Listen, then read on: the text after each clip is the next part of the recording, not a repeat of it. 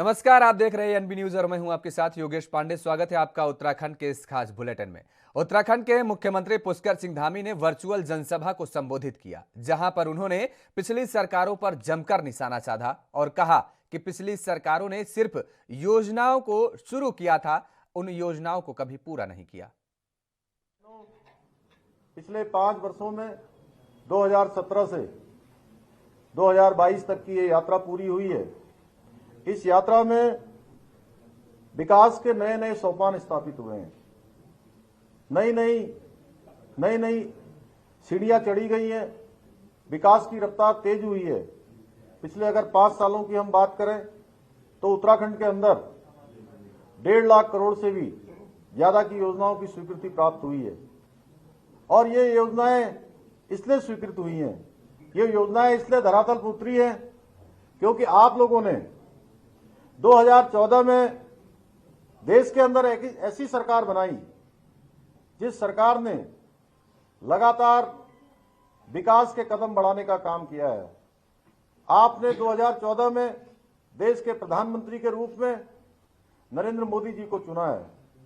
2017 में आपने यहां पर प्रचंड बहुमत की भारतीय जनता पार्टी की सरकार बनाई है।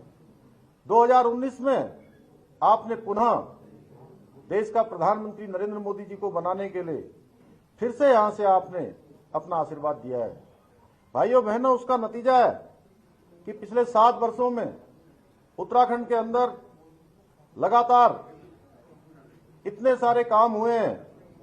चाहे आज हम किसी भी क्षेत्र की बात करें, बहुत सारे जो ऐसे नेता और ऐसी पार्टियां जो सरकारों में रही हैं, अपने समय में कोई काम उन्होंने नहीं किया।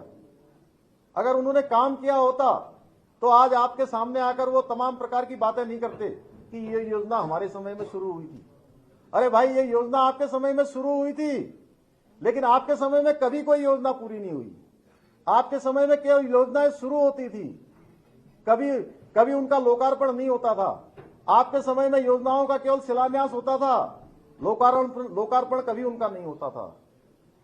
ये प्रधानमंत्री नरेंद्र मोदी जी के बनने के बाद देश के अंदर एक कार्य संस्कृति आई, एक नया वर्क कल्चर पैदा हुआ है। और अगर आप कोई योजनाएं शुरू होंगी तो वो योजनाएं पूरी होंगी। आज हम दूसरी डोज को भी 85% तक हम पूरा कर चुके हैं और जल्दी हमारा 100% वैक्सीनेशन हो जाएगा।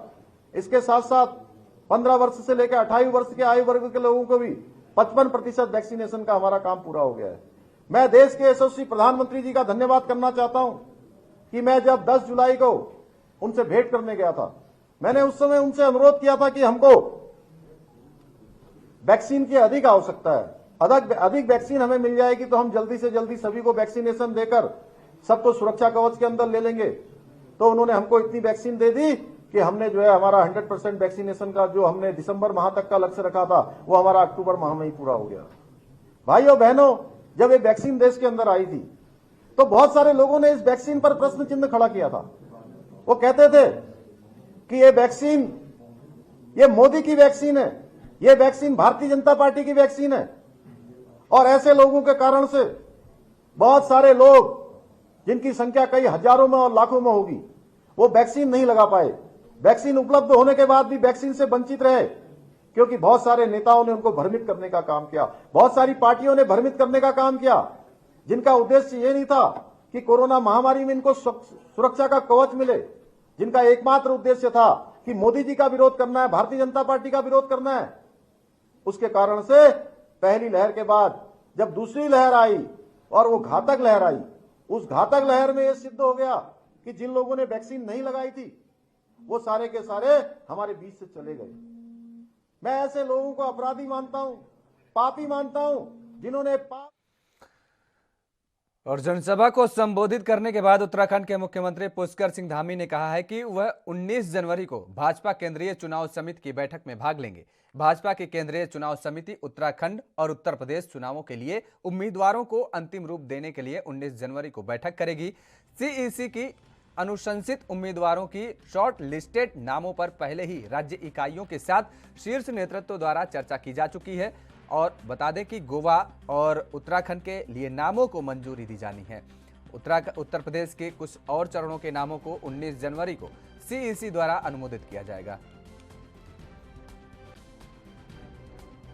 सर, वर्चुअल मीटिंग की है आपने, किस तरह की? हम सभी आम जनता, सामान्य जनता, हमारे सभी भाई बहनों के पास अब वर्चुअल माध्यम से जा रहे हैं, क्योंकि महामारी का समय है और इस महामारी के समय में जान माल की सुरक्षा भी जरूरी है और चुनाव आयोग के जो दिशा निर्देश हैं उसके क्रम में हम वर्चुअल माध्यम से ही सभी से निवेदन कर रहे हैं, अनुरोध कर रहे हैं, सभी का आशीर्वाद मांग रहे हैं। हमको सबका आशीर्वाद मिलेगा। कल दिल्ली जा रहे हैं। चमोली में शांतिपूर्वक चुनाव कराने के लिए स्थलीय प्रशासन ने तैयारियां शुरू कर दी हैं। प्रशासन ने पुलिस और पैरामिलिट्री फोर्स के साथ मिलकर जोशीमठ सभी मुख्य मार्गों पर फ्लैग मार्च निकाला। इस दौरान प्रशासन ने आम जनता को कोविड-19 के नियमों के प्रति जागरूक भी किया और शांतिपूर्ण चुनाव संपन्न कराने की अपील की। दरअसल उत्तराखंड में विधानसभा चुनाव 2022 के लिए 14 फरवरी को मतदान होना है और उस दिन अधिक से अधिक संख्या में लोग अपना मत देने आए। इसके लिए स्थानीय प्रशासन ने फ्लैग मार्च का आयोजन किया। उत्तराखंड में होने वाले विधानसभा चुनाव के मद्देनजर हरिद्वार जिला प्रशासन ने अपनी तैयारियां और तेज कर दी हैं। आगामी 21 तारीख को हरिद्वार की 11 विधानसभाओं में उम्मीदवारों द्वारा नामांकन की शुरुआत हो जाएगी, जिसको लेकर जिलाधिकारी हरिद्वार विनय शंकर पांडे ने सभी नामांकन स्थल पर चल रही तैयारियों का जायजा लिया। इस दौरान जिलाधिकारी ने सभी संबंधित अधिकारियों को उचित दिशा निर्देश भी दिए। जिलाधिकारी विनय शंकर पांडे ने बताया कि चुनाव के मद्देनजर 21 तारीख को नामांकन होना है, जिसके लिए प्रशासन द्वारा उचित तैयारियां की जा रही हैं और इस दौरान हमारी प्राथमिकता है कि आदर्श आचार संहिता का सही से पालन कराया जाए।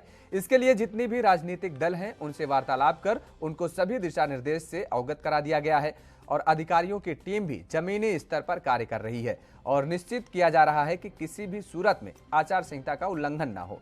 अगर किसी व्यक्ति द्वारा आचार संहिता का उल्लंघन किया जाता है तो समय समय पर उसके खिलाफ वैधानिक कार्रवाई भी की जा रही है।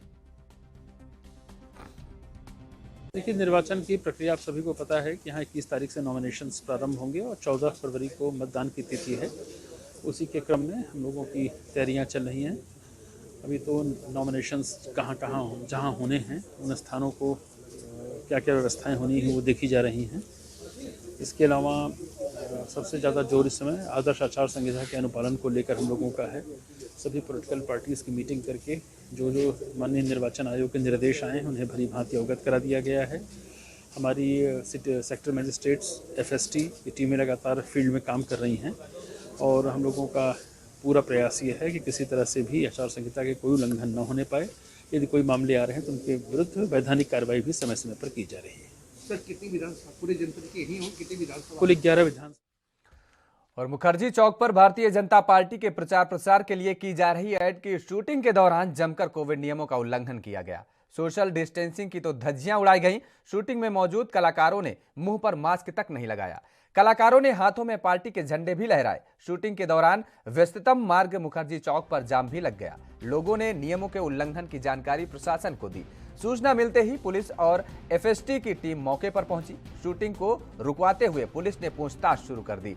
शूटिंग के करने वाले संचालक शीश मझाड़ी निवासी अरविंद कुमार ने पुलिस को बताया कि उन्होंने शूटिंग के लिए परमिशन ली है, लेकिन कोविड के नियमों की धज्जियां उड़ाने के मामले में अरविंद कुमार कोई स्पष्ट जवाब नहीं दे पाए। नियमों के उल्लंघन करने पर पुलिस ने अरविंद कुमार और सभी कलाकारों को फटकार लगाई। बाद में FST की तहरीर लेकर अरविंद कुमार के खिलाफ नामजद और शूटिंग में शामिल 40 से 50 अज्ञात कलाकारों के विरुद्ध पुलिस ने महामारी एक्ट में मुकदमा दर्ज कर लिया है। त्रिवेणी घाट चौकी प्रभारी जगत सिंह ने बताया कि CCTV कैमरों में और स्थानीय लोगों के द्वारा बनाई गई वीडियो से कलाकारों की पहचान करने की कोशिश शुरू कर दी गई है। आदर्श आचार संहिता के अनुपालन के संबंध में जिला सभागार बागेश्वर में जिलाधिकारी बागेश्वर विनीत कुमार की अध्यक्षता में राजनीतिक दलों के प्रतिनिधियों से प्रत्याशियों के चयन और प्रचार प्रसार के लिए विज्ञापनों पर सीमा पर भी विस्तृत चर्चा की गई। जिलाधिकारी बागेश्वर ने निर्देश दिए हैं कि विधानसभा चुनावों में प्रत्याशियों के चयन पर आपराधिक छवि वाले व्यक्ति को चुनाव मैदान में नहीं उतारें। इसके साथ ही प्रत्याशियों द्वारा प्रचार प्रसार के लिए खर्च में पोस्टरों में मुद्रक संख्या और नाम जरूरी दर्शाना है। इलेक्ट्रॉनिक और प्रिंट मीडिया में विज्ञापनों के खर्च को भी बताना आवश्यक है। प्रशासन की अनुमति के आधार पर ही रैलियों की इजाजत दी जाएगी। वर्चुअल रैलियों पर भी प्रशासन की निगरानी रहेगी। और इलेक्शन कमीशन ऑफ इंडिया के जो डायरेक्शंस है कि अगर क्रिमिनल एंटीसीडेंट वाला अगर कोई कैंडिडेट पार्टी खड़ा करती है कोई या कैंडिडेट कोई खड़ा होता है तो उसको काफ़ी सारे जो है वो कंप्लायंसेज या फॉर्म्स जो है वो भर के देने होते हैं। तो उसी संबंध में आज इनको यहाँ पे जानकारी दी गई है कि उनको जो एडवर्टीजमेंट या जो यहाँ पे न्यूज़पेपर में जो पब्लिश करना होगा वो 3 चरण में उनको करना होता है। तो वो 3 चरण कब कब होते हैं और कितने कितने उनको वो पब्लिश करने हैं, नेशनल न्यूज़पेपर की क्या डेफिनेशन है, जो हमारे लोकल न्यूज़पेपर या फिर हमारे जो मीडिया है उसकी क्या डेफिनेशन है, वो सभी के संबंध में उनको यहाँ पे जानकारी दी है। वो मीटिंग वगैरह अगर वो करते हैं तो मैक्सिमम 300 लोगों की हम लोग परमिशन दे सकते हैं या फिर जो हमारे हॉल की जो कैपेसिटी है उसका 50% तक हम लोग इसकी परमिशन दे सकते हैं। तो इसके संबंध में भी यहाँ पे जानकारी दी गई। साथ साथ में हमारा जो एमसी कमेटी है उसके बारे में भी यहाँ पे बताया गया है कैंडिडेट्स को कि अगर वो किसी भी प्रचार प्रसार की अगर सामग्री कहीं पे प्रिंट करते हैं, एडवर्टीजमेंट है। और खबर उत्तराखंड के मसूरी से है, जहां उत्तराखंड टैक्सी मैक्सी महासंघ के प्रदेश अध्यक्ष सुंदर सिंह पवार ने परिवहन आयुक्त को पत्र लिखा है, जिसमें उन्होंने विधानसभा चुनाव में जिला प्रशासन और परिवहन विभाग को कम किराए पर वाहन मुहैया कराने में असहमति जताई है। उन्होंने कहा है कि 2016 में जिला प्रशासन और परिवहन विभाग ने जिस दर पर वाहन अधिकृत किए थे, आज भी उसी दर पर वाहन अधिकृत किए जा रहे हैं और चालकों को भी किसी प्रकार की सुविधा उपलब्ध नहीं कराई जा रही है, जिससे वाहन संचालकों के साथ चालकों में भी भारी आक्रोश है।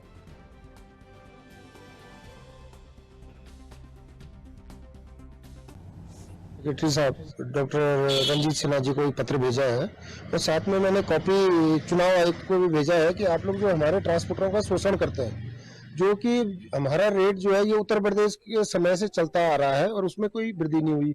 मैंने 4 साल पहले भी इनसे आग्रह किया था, मैंने प्रत्यावेदन दिया था कि रेट में बढ़ोतरी हो तो हमारे ट्रांसपोर्टर भी गाड़ी देने में कोई आपत्ति नहीं है। और अगर हम लोग सहयोग नहीं करेगा तो कौन करेगा। हम भी सरकार को सहयोग करना चाहते हैं, मगर हमारी मजबूरी है कि मेरे ड्राइवर कई जगह गाड़ियों में सो रहे हैं। मैं काशीपुर में लगातार सर्दी अपना कहर बरपा रही है, तो वहीं नगर निगम द्वारा अभी तक क्षेत्र में अलाव की व्यवस्था न करने के चलते लोग सर्दी में ठिठुरने को मजबूर हैं। और इस मामले में जहां लोगों का कहना है कि लगातार पड़ रही सर्दी ने लोगों का जीना मुहाल कर दिया है और लोग हाड़ कपा देने वाली सर्दी से बेहाल हैं, तो ऐसे में भी नगर निगम की तरफ से अलाव की व्यवस्था न किया जाना निगम की घोर लापरवाही को दर्शा रहा है। लोग अपील कर रहे हैं कि काशीपुर में आम जनमानस को सर्दी से बचाने के लिए शीघ्र अलाव की व्यवस्था करी जाए और जिससे राहगीरों के साथ साथ यात्रियों को इस सर्दी में कुछ राहत मिल सके।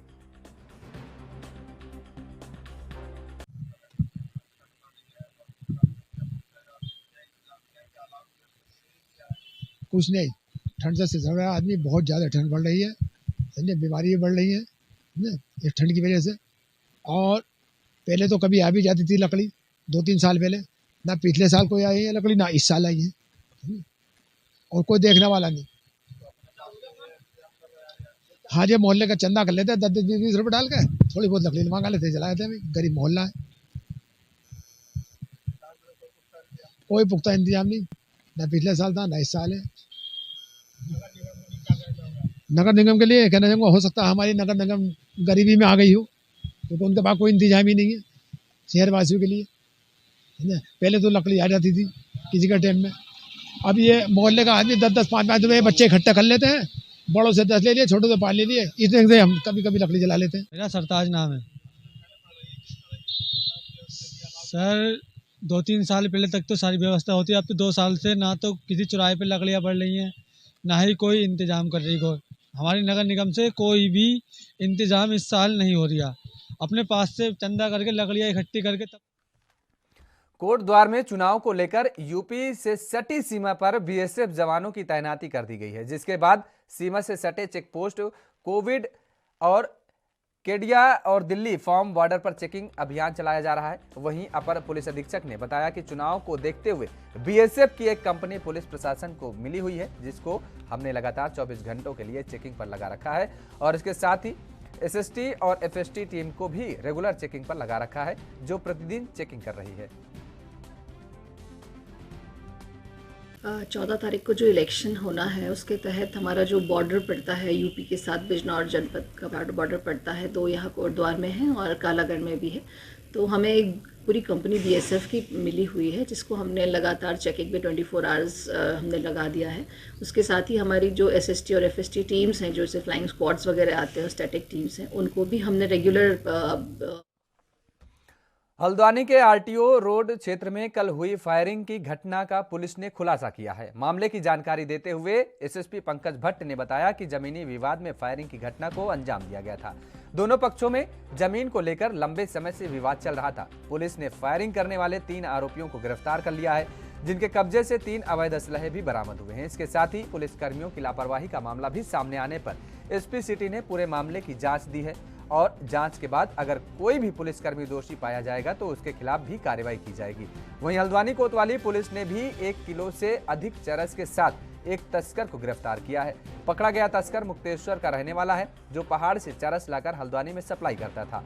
पुलिस पकड़े गए तस्कर के साथियों की तलाश में जुटी हुई है।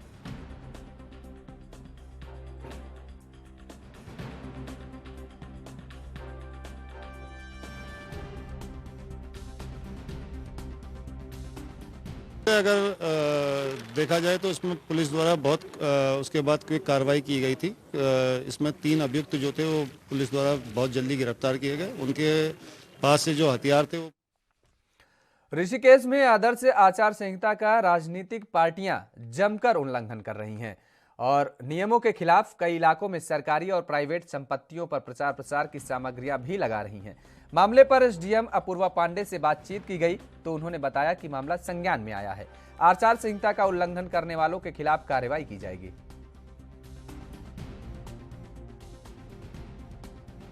अभी एमसीसी को लेकर जैसे ही एमसीसी लागू हुई उसके बाद 24, 48 और 72 घंटों में जो भी कार्रवाई होती है पब्लिक प्रॉपर्टी से और सरकारी प्रॉपर्टी से इन सब के प्रचार मटेरियल को, सामग्री को हटाने की, उसमें प्रशासन के द्वारा नियमित कार्रवाई उस समय भी की गई और अभी भी की जा रही है। कोई भी शिकायतें हमारे संज्ञान में आ रही हैं उसमें भी हम तत्काल एक्शन ले रहे हैं। इनफैक्ट एमसीसी के वायलेशन में यदि कहीं पे भी इस प्रकार की प्रचार सामग्री है जो बार बार बोलने के बावजूद भी नहीं हटाई गई है, उसमें भी मुकदमे दर्ज कराए जा रहे हैं। और इसमें एफएसटी जो हमारी फ्लाइंग स्क्वाड टीम है वो भी पूरी तरीके से। विधानसभा चुनाव जितना नजदीक आता जा रहा है उतना ही लोग एक पार्टी को छोड़कर के दूसरी पार्टी में जाने का सिलसिला तेज होता जा रहा है। वहीं विधानसभा सितारगंज से सतवंत सिंह बागी अपने कई साथियों के साथ आम आदमी पार्टी छोड़कर कांग्रेस की सदस्यता ग्रहण कर ली है। वहीं किसान कांग्रेस के प्रदेश उपाध्यक्ष जितेंद्र सिंह संधू के नेतृत्व में सतवंत सिंह बागी और दर्जन भर लोगों ने कांग्रेस की सदस्यता ली है। और वहीं जितेंद्र सिंह संधू ने बताया कि सतवंत सिंह बागी ने आम आदमी पार्टी में एक कार्यकर्ता के रूप में 10 साल तक मेहनत की, लगन से पार्टी के लिए काम किया, पर जो उनको सम्मान मिलना चाहिए वह सम्मान नहीं मिला। ऐसी कई बातें हैं जो हमसे सतवंत सिंह बागी ने छुपाई हैं और इसी वजह से सतवंत सिंह बागी ने आम आदमी पार्टी को छोड़कर किसान कांग्रेस में सदस्यता ली है। बागी जी 10 साल इन्होंने आम आदमी पार्टी में एक कार्यकर्ता बनकर सेवा की, मेहनत की, दिन रात एक करके उस पार्टी के लिए बहुत ज़्यादा लगन से काम किया, लेकिन आज उनको सम्मान नहीं मिला जो मिलना चाहिए था। और कई चीज़ें हैं जो उन्होंने हमसे बताई हैं और उनसे परेशान होकर वो उन्होंने पार्टी छोड़ी। पार्टी छोड़ने के बाद आज वो किसान कांग्रेस में ज्वाइनिंग कर ली उन्होंने और मेरे नेतृत्व में ज्वाइनिंग कराई गई है। आम आदमी पार्टी देखिए ये बीजेपी की 2 कॉपी है, बी कॉपी जिसको बोलते हैं, ये बीजेपी की बी कॉपी है। और यहाँ ये सोच रहे हैं कि हम पहली बार आकर के उत्तराखंड में अपनी सरकार बना लेंगे, अपने विधायक जितवा लेंगे। ऐसा कुछ नहीं है। वो सिर्फ एक पंजाब में थोड़ा सा इसका है, लेकिन उत्तराखंड में ऐसा कुछ नहीं है। ये तो पूरे उत्तराखंड में एक विधायक भी बना ले तो बहुत बड़ी बात है। जी देखिए, ये किसान जो कांग्रेस पार्टी है ये किसानों के हित की पार्टी है, किसानों को साथ लेकर के चलती है, हर वर्ग को और हर जाति को साथ लेकर के चलती है, सबको सम्मान देती है। और किसान कांग्रेस कमेटी का यही है कि इसके साथ किसान बहुत ज़्यादा जुड़ते हैं। हम अभी बॉर्डरों पर रहे काफ़ी, आपने देखा ही होगा, ठीक है। और उसमें और किसी पार्टी को उन्होंने वहाँ बैठने नहीं दिया, एक सिर्फ हम थे जो किसान कांग्रेस वाले वहाँ पूरे उनके बराबर बैठते थे और आंदोलन पूरा अपना करते थे। आज जो मुझे सम्मान दिया गया है, सचिव बनाया गया, प्रदेश सचिव, पहले तो मैं धन्यवाद करता हूँ जितेंद्र संधू जी का, गुरुदेव सिंह विर्क जी, हमारी किस्सा सारी टीम, प्रभजोत सिंह जी और मेरी यहाँ की लोकल सारी टीम सितारगंज की। कांग्रेस के अंदर अच्छाइयाँ ये हैं कि कांग्रेस के ज़माने में किसान भी संतुष्ट खुश था, गरीब मजदूर हर वर्ग खुश था। बीजेपी सरकार के अंदर आज मजदूर पिस रहा है, किसान पिस रहा है, 750 किसानों की शहीदियाँ हुई। कांग्रेस सरकार ने किसानों की सपोर्ट के अंदर रात दिन आंदोलन किए, धरने दिए।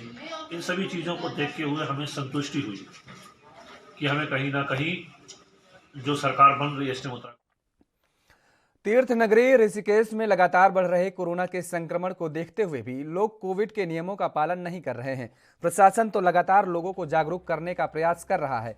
अब डेरा सच्चा सौदा के सदस्यों ने भी सड़कों पर उतरकर लोगों से कोविड गाइडलाइन का पालन करने की अपील की है। मंगलवार को डेरा सच्चा सौदा के सदस्यों ने चंद्रभागा पुल के पास नियमों का उल्लंघन कर रहे लोगों को सोशल डिस्टेंसिंग का पालन करने के लिए कहा। जिन लोगों ने मास्क नहीं पहना था उन्हें मास्क भी वितरित किए गए। डेरा सच्चा सौदा के सदस्य नीरज शर्मा ने बताया कि जागरूकता की कमी के चलते अभी भी कई लोग कोविड के नियमों का पालन नहीं कर रहे हैं, इसलिए वह लोगों को जागरूक करने का प्रयास कर रहे हैं।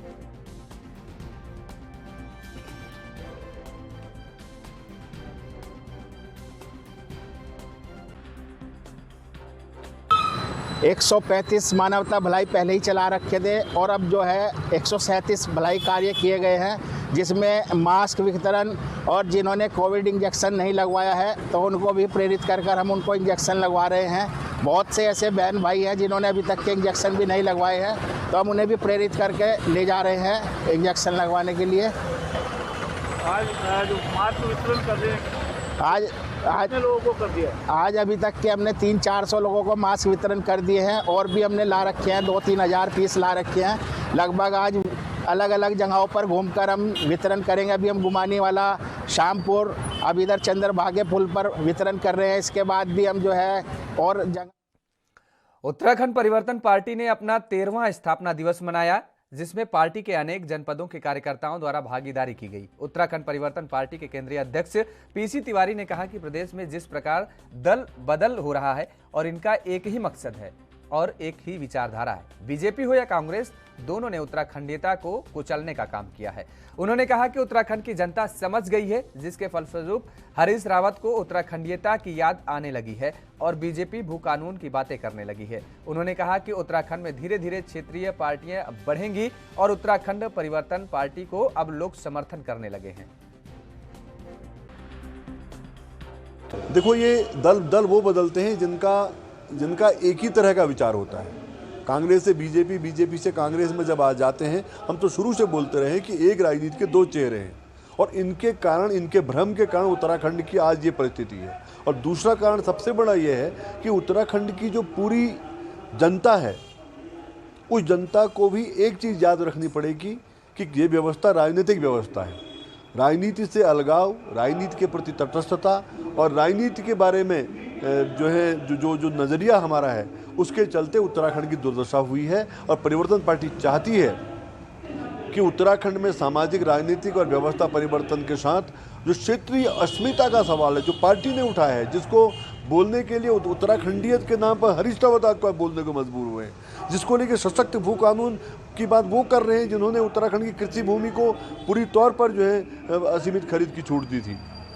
ये हमारे विचार का महत्व है। आज विचार है, लोग भी हैं और आने वाले समय में यही बड़ी ताकत बनेगी, इसका हमें पूरा विश्वास। सितारगंज पुलिस ने चेकिंग के दौरान कैश का बड़ा जखीरा बरामद किया है।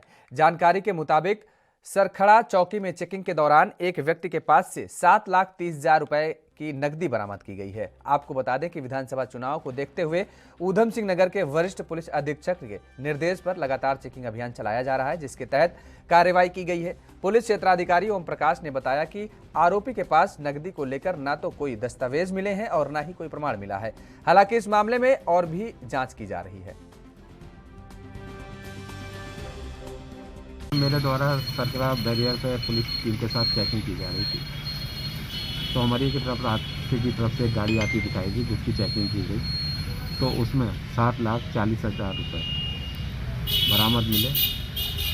बरामद हुए, जिनके इनके पास कोई लेखा जोखा नहीं था। उनसे पूछा गया कि रुपये कहाँ से लाए, तो वो उस बारे में कुछ नहीं पता। उत्तराखंड में आम आदमी पार्टी के जिलाध्यक्ष गुरमेल सिंह राठौर ने अपने सैकड़ों समर्थकों के साथ आपको अलविदा कह दिया है। विकासनगर में आयोजित एक पत्रकार वार्ता के दौरान गुरमेल सिंह राठौर ने आम आदमी पार्टी को भ्रष्ट पार्टी बताते हुए अपने सैकड़ों साथियों के साथ पार्टी छोड़ने का ऐलान किया है, जहां उन्होंने कहा कि आम आदमी पार्टी भी कांग्रेस और भाजपा की राह पर चल रही है। आगे कहा कि जमीनी नेता और सच्चे कार्यकर्ताओं को दरकिनार किया जा रहा है। दरअसल आपको बता दें कि हाल ही में आम आदमी पार्टी का दामन थामने वाले प्रवीण बंसल को टिकट दिए जाने से गुरमेल सिंह राठौर खपा चल रहे थे, जिसके चलते गुरमेल सिंह राठौर ने पार्टी को अलविदा कहते हुए जनता की राय पर निर्दलीय चुनाव मैदान में उतरने की बात कही है। हम पूरा ग्रुप विधानसभा संगठन, जिले के पदाधिकारी और कार्यकर्ता पिछले कई वर्षों से आम आदमी पार्टी को जो है बूथ बूथ पर प्रत्येक घर पर आम आदमी की पहचान बनवाई और आज दूसरी पार्टी से जो भगोड़ा व्यक्ति है वो आम आदमी पार्टी में आ जाता है, जो मात्र एक बीडीसी मेंबर है। हम सभी पदाधिकारियों की अनदेखी की गई।